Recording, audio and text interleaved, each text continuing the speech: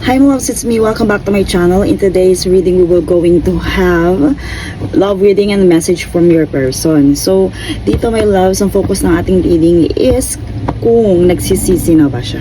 Okay, so bago tayo mag-start, I would like to invite you to follow our other social media platforms. And if you feel resonated with my energy, meron po tayong mga crafts na available sa ating description box. Okay, so let's start. Angels, nagsisisi na ba yung taong ito sa mga ginawa niya sa'yo? Let's see. Maybe. So, meron tayo ditong 2.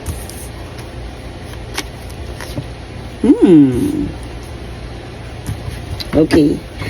Right now, my loves, ang sagot dito is maybe with the 2 of Wands. Meron tayong 5 of Swords na lumitaw dito. No. And still no. Dito sa ating 3 of Swords. So, my loves, maybe no ang nakalagay dito, pero look dun sa mga cards natin, my loves, nandito yung pagdadalawang isip. Maaari, my loves, meron silang mga parang pinagsisisihan na desisyon na parang pinaninindigan right now with this 2 of Wands, my loves. Parang kumbaga naiisip nila yon, meron silang mga naiisip na parang kumbaga ginawa nila ng desisyon. And ngayon, anong dahilan bakit nagkakaroon sila ng pagdadalawang isip? Kasi my loves, meron dito na parang kumbaga meron silang ginawa, pero ngayon ay mapasok na sa isip nila yung consequences nun. Okay? And I also hear dito, my loves, sa 2 of Wands na to, my loves, meron dito pwede na-anticipate nila yun. Kasi aminado sila sa sarili nila na kumbaga meron silang ginawang betrayal or deception. Alam nila na sila ang nakapag-sabotage ng connection na to, my loves. That's why dito I hear na kung hindi pa nila totally pinag-iisipan or kung hindi pa nila totally pinagsisisihan itong ginawa nila sa inyo, my loves, pwede na anticipate na kasi niya to. Okay? Parang kumbaga nung time na ginawa niya to, alam niya yung possibilities na mangyari.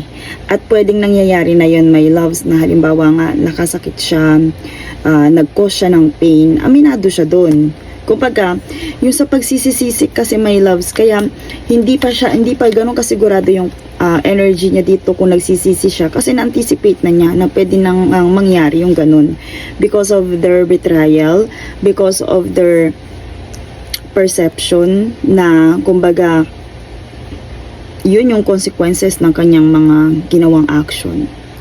So dito, my loves, pwede din aminado itong person na to na dito sa mga ginawa niya sa'yo, sa energy na to, my loves, with the 5 of Swords.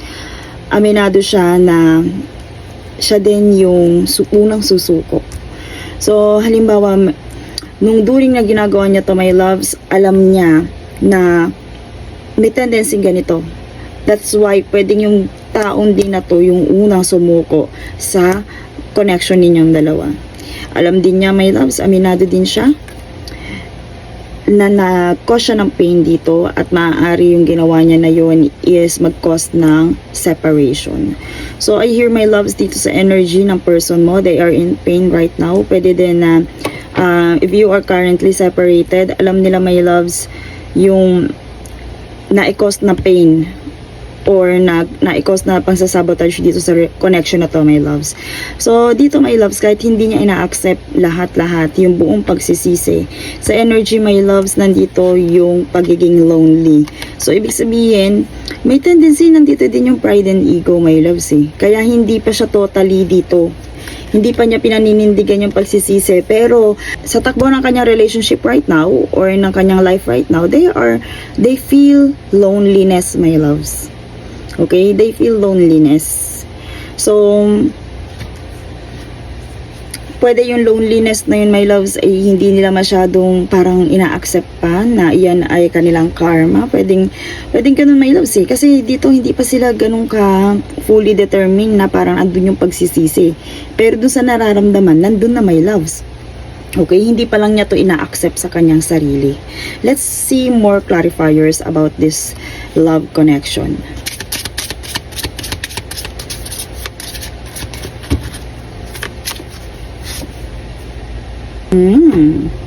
Between the lines, look for what's hidden. Okay.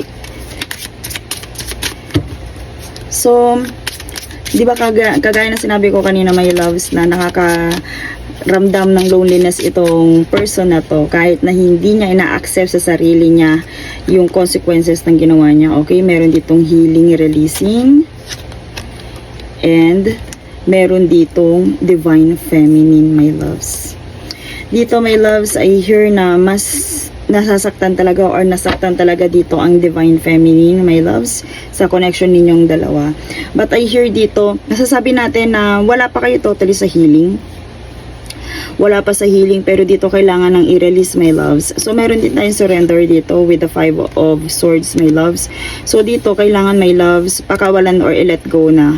So kung ang iniisip mo right now is kung nagsisisi na siya, my loves, this release healing, my loves, pwede na isipin mo kahit hindi siya magsisi or magsisi siya, kailangan mo nang mag-heal. Okay? So dito, you need to heal the divine feminine because ito yung match na sabihin natin sa connection ninyong dalawa, kung sino man doon yung divine feminine, ito yung mas na nasaktan, naka-receive ng heartbreak, my loves. At kung wala man doon yung pagsisisi and sorry, my loves, meron dito na kailangan, ito po, pwede kasi na pinakikiramdaman mo lagi ito eh. Ano ba ang kanyang nasa isip right now? Iniisip ba niya yung nagawa niya sa'yo? So, pwede, my loves, na gusto mo ma-discover yun, curious ka pa rin, andun pa rin, naka-attach pa rin, my loves, yung energy. Pero dito, my loves, spirits are telling you na kailangan na i-release, my loves, to. Okay? Let's see more clarifier for this connection.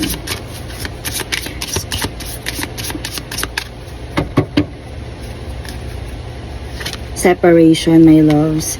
So, pwede, my loves, na both of you ay namimiss nyo talaga ang isa't isa. And I hear this person is thinking about you. So, confirmation, my loves, with the 2 of wands na maaaring iniisip niya talaga right now yung kanyang naging connection sa'yo right now. So, confirmation, my loves, na kumbaga separated talaga kayo at nagkahiwalay.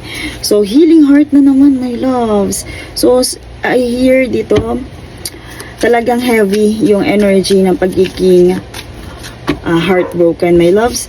And I hear dito kasi andun yung obsession, nandito yung relationship addiction, my loves, eh. So ibig sabihin, you need to release this connection, you need to release this healing, my loves, in order for you to get freedom from this toxic relationship. So my loves, talagang nakasakit itong person na to, at hanggang ngayon parang kumbaga hindi pa siya sigurado kung pagsisisihan ba niya yon o pinagsisisihan na niya. But dito, one thing is for sure, malungkot siya right now. And yes, kumbaga dito I hear hirap makamove on. Pwede ikaw, my loves, kasi parang inire-replay nyo lahat na nangyayari. Meron kasi ditong cassette, my loves, diba? So yung cassette is paikot-ikot lang yung tape niyan. So ikaw parang inire-rewind at nire-rewind mo lahat ng pain. Okay? So kung hindi man ikaw, my loves, yun, I hear na this person is paulit-ulit din. Kasi nandito yung parang, kumbaga, andon yung restlessness when it comes to thinking eh. So, kumbaga, nandito, my loves, pwede din yung person na to yung paulit-ulit na binabalikan yung kanyang mga naging actions or yung nagawa niyang pain or naidulot niyang pain. Pero, my loves, mas malakas yung energy dito na si Divine Feminine talaga yung hirap makamove on. Na si Divine Feminine talaga yung paulit-ulit na kung nire-replay yung event sa kanyang isipan. So, ibig sabihin, yun lang lagi yung kumbaga naaalala niya. So, dito, my loves, kumbaga spirits are telling you, dito, my loves, ay masyado na outdated yun. So, kailangan mo na talaga siyang ikato. Kailangan mo na talaga siya, my loves, na i-release dito. Kasi my loves, yung paulit-ulit na pagre-replay ng event sa pangyayari sa connection na to ay hindi my loves nakakatulong para mabuo kayo ulit. So my loves dito, kahit na sabihin natin nagsisisi siya or hindi, my loves, one thing is for sure, spirits are telling you, hindi mo na kailangang alamin pa to look what is hidden about this person, kung ano man ang nasa isipan niya. One thing is for sure, they feel loneliness right now. They know and they really sure about what they did, about dun sa betrayal nga na nag-cause or ikinos niya dito sa connection ninyong dalawa at nag-cause ng pain dito kay Divine Feminine. Okay, my love, so Divine Feminine, i-condition ang sarili, free yourself from this connection.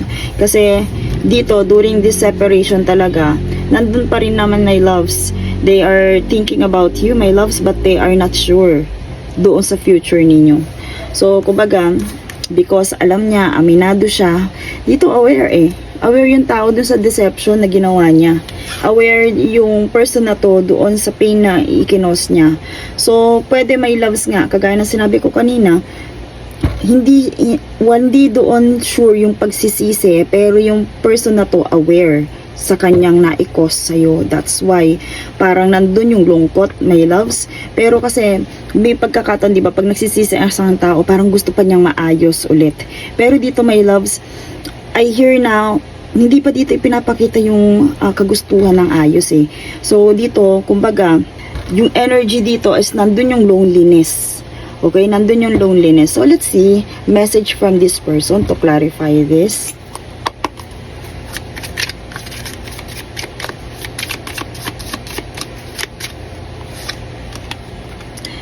Have I lost everything? Okay. So, yan nga my loves, dito sa Two of Wands natin, this person is thinking, di ba, kanina? So, pwede my loves na naiisip din ninyo po, pasok din sa isip niya na dun ba sa ginawa kong to, kumbaga wala na bang natitira? Wala na ba talaga natitirang pag-asa? Pwedeng ganun my loves, kasi andun yung realization during this separation. You are my everything. Okay, my loves, this person, aminado siya right now, this separation. Kumbaga, pwedeng na-realize niya yun, my loves, na andun yung kanyang you matter. Okay, ito yung mga unsaid thoughts, my loves, na ngayon na ay, kumbaga, na i-channel natin. So, pwede, my loves, hindi niya ito naiparamdam. Pwede yun, my loves, yung, kumbaga, pinag-iisipan niya right now, hindi niya naiparamdam yung mga bagay na to. Pwede nandun yung realization, pero kagaya nga ng sinabi ko dun sa pagsisisi, parang they know, they are aware bago pa nila gawin to or habang ginagawa nila to, they are aware na mangyayari to. So kumbaga ngayon realization yung pumapasok sa kanilang isipan, because kumbaga nandito na nga siya sa kumbaga thinking and reflection dun sa heaviness ng ginawa niya sa relationship na to. Let's see more message from this person.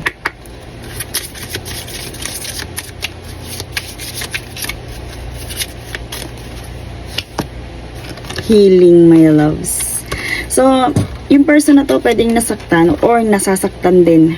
Pwede, my loves, na dahil siya yung may sabihin natin nag-cause ng lahat. Pwede, my loves, na ngayon niya na raramdaman yung pain, my loves. And dito, my loves, sabihin natin parehas talaga kayo nandun sa healing journey. So healing, tatlo, my loves, yung confirmation na lumitaw dito about the healing, my loves. So I am healing pain from my past.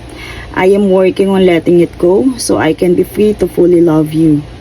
My loves, pwede, my loves, dito, noong time na committed kayo sa isa't isa, hindi pa siya totally nag-heal sa kanyang past trauma. That's why pwede na i-project niya to sa'yo, and ngayon nare-realize niya na oo, kumbaga itong toxic behavior ko na i-apply ko sa person na to na hindi niya deserve. Ngayon, my loves, dito niya nare-realize at na itatanong, my loves, sa sarili niya na kumbaga, napakawalan ko ba yung person na tunay na nagmamahal sa akin? So your love gives me hope. And pwede, my loves, yun nga, during this realization, doon niya na-realize na ikaw pala, ikaw yung kanyang everything. So, I am healing my past childhood trauma. I just want you to send me love and healing energy, my loves. So, dito, the bottom line of this energy, my loves, I hear na nandun din talaga yung pagsisisi sa taong to. Kasi ngayon niya nare-realize, my loves, yung hope na ibinigay mo sa kanya. That's why, hindi man niya masabi or ma-accept na kailangan niyang humingi ng sorry. Alam niya sa sarili niya, my loves, they want you na mahalaga ka sa kanya, and they need your love and healing energy. Okay? So, dito, my loves, kaya, di ba, yung maybe na lumitaw dito, hindi ganun kasigurado yung sabihin natin pagsisisi, pero nandun, my loves, yung loneliness and longing. So, dito, my loves, I hear na ito yung gusto niyang maging explanation kung bakit parang ganun na lang yung pain na ikinos niya and betrayal na ikinos niya dito sa connection na to. Because, parang kumbaga, ito yung root cause, my loves. That's why, alam niya na parang ang toxic niya as partner, pero alam niya na yung iyong pagpapatawad, yung kanyang, kumbaga, yung love mo sa kanya. So, even sabihin natin sa 5D dimension lang, kumbaga, they want to feel forgiven. So, kumbaga dito, my loves, pwedeng iyon ang makatulong sa kanya para ma-release na rin yung healing na kailangan niya. So, dito, my loves, yun nga. Kaya dito may lumitaw na release healing. Kasi, my loves, pwede yung person na to is may mga trauma pa talaga na baon-baon during your relationship. Let's see message from your angels and guides about this love connection. Soulmate. Okay, so may lumitaw dito, yes, this is your soulmate. Pero, my loves, yung soul connection ninyo, pwede, my loves, na hindi pa ngayon. Kumbaga, kailangan nga ma-release lahat ng mga trauma, yung mga past issues, and pwedeng masabihin na yun ay pwede nyong ma-heal during this separation. Okay, and that's all for your reading. Thank you so much and see you in my next one.